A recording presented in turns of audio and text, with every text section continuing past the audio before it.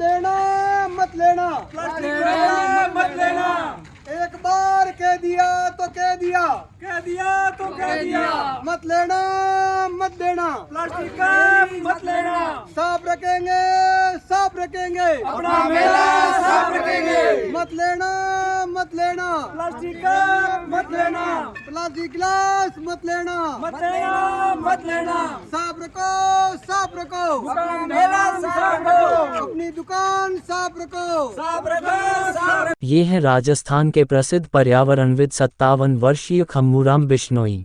MCom पास है, सरकारी नौकरी करते हैं, लेकिन पर्यावरण संरक्षण के प्रति लोगों को जागरूक करने के लिए खुद कचरा बीनने से पीछे नहीं हटते। इन्हें देखकर अन्य लोग भी गंदगी हटाने के कार्य में इनके साथ जुट जाते हैं। राजस्थान के एकलखोरी गांव के रहने वाले खम्मूराम बिश्नोई द्वारा शुरू की गई यह मुहिम इन्हें राष्ट्रीय व अंतर्राष्ट्रीय स्तर तक खास पहचान व अवार्ड दिला चुकी है। वे विदेशों में भी प्रेरणा स्रोत बनकर उन्हें भी पॉलीथीन कचरे के खिलाफ खड़े हुए वैश्विक आंदोलन का हिस्सा बना चुके हैं। पर्यावरण एवं वन्य जीव संरक्षण संस्थान जोधपुर के संस्थापक खम्मूराम बिश्नोई का शनिवार को डबवाली की बिश्नोई धर्मशाला में पहुंचने पर सभा सचिव इंद्रजीत बिश्नोई, श्री जम्भेश्वर गौशाला मुकाम के अध्यक्ष कृष्ण कुमार सीगढ़ व समाज के अन्य लोगों ने स्वागत व अभिनंदन किया।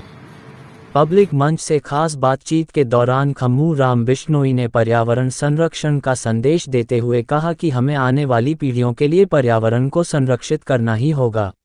नमस्कार, नमन प्रणाम। मेरा नाम खम्मूराम बिश्नोई है। मैं जोधपुर में निवास करता हूं और राजस्थान उच्च न्यायालय जोधपुर में प्रशासनिक अधिकारी न्यायिक हूं और इसके अलावा पिछले 25 वर्षों से पर्यावरण संरक्षण के लिए काम कर रहा हूं। विशेष रूप से हमारी लड़ाई सिंगल यूज प्लास्टिक, नशा मुक्ति और जूठन मुक्ति के विरुद्ध रहती है। खम्मूराम जी, आपने कितने साल पहले ये मुहिम शुरू की थी और कैसे आपके दिमाग में आया ये? सर, सन 2000 की बात है, लगभग 20-23 साल हो गए हैं। शुरुआत में मैंने एक अंग्रेजी जो डॉक्यूमेंट्री फिल्म देखी, उसमें हमारे भारतीय तीर्थ स्थानों की बहुत ही सुंदरता और उनकी पवित्रता के बारे में विशेष रूप से बहुत सारी अच्छी अच्छी बातें, और जो हमारे 5000 पुराना इतिहास है उसके बारे में, जो हमारे वेद और वैदिक संस्कृति के बारे में अच्छी तरह उन्होंने उल्लेख किया। लेकिन अंत में उन्होंने हमारे तीर्थ स्थानों के आसपास और तीर्थ स्थानों पे जो गंदगी थी उस पर कैमरा फोकस किया तो मुझे बुरा लगा। एक बार मैंने भी कहीं हमारे गुरु जम्भेश्वर भगवान के तीर्थ स्थान समरतल दौरे पे जाने का अवसर मिला तो विष्णु ने भी उसमें विशेष रूप से ध्यान नहीं दिया, इग्नोर कर रहे थे। कचरा प्लास्टिक का जगह जगह फैला हुआ था और इसी से मेरे को दर्द हुआ और मैंने ये अभियान शुरू किया और लगातार नॉन स्टॉप 20-22-25 साल से मैं कर रहा हूँ। जब किसी को दर्द होता है तो चाहे कितनी खट्टी और कितनी खारी गोली होती है वो ले लेते हैं। तो मुझे दर्द था।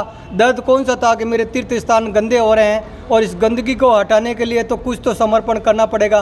तो मैंने लोगों को समझाने का प्रयास किया लेकिन लोग माने नहीं। तो वहीं वो चुगे जो चूर्ण का कट्टा होता है वो मैंने लिया और उठाना बीन लिया। लोग मेरे हंस रहे थे, गुरु जम्भेश्वर भगवान आशीर्वाद दे रहे। ऐसे लग रहा था वाह बेटा तूने ही अभी सही रास्ता चुना है। तो शुरुआत में सब लोग हंसते हैं लेकिन बाद में कहते हैं कि यार हम ऐसा इसको नहीं जानते थे, इसका तो बहुत ही अग्र सोची आदमी है, इसने बहुत दूरदृष्टि है।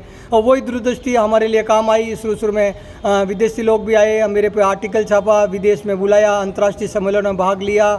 स्विट्जरलैंड भी 2 बार जाके आया हूँ, 5 बार पेरिस जाके आया हूँ। 1 बार कोरोना की वजह से कैंसिल हो गया, 1 बार फ्लाइट मिस हो गई, 7 बार उन्होंने इनवाइट कर लिया है। अभी फिल्म बनी है, कितनी डॉक्यूमेंट्री बन गई, कितने आर्टिकल छप गए।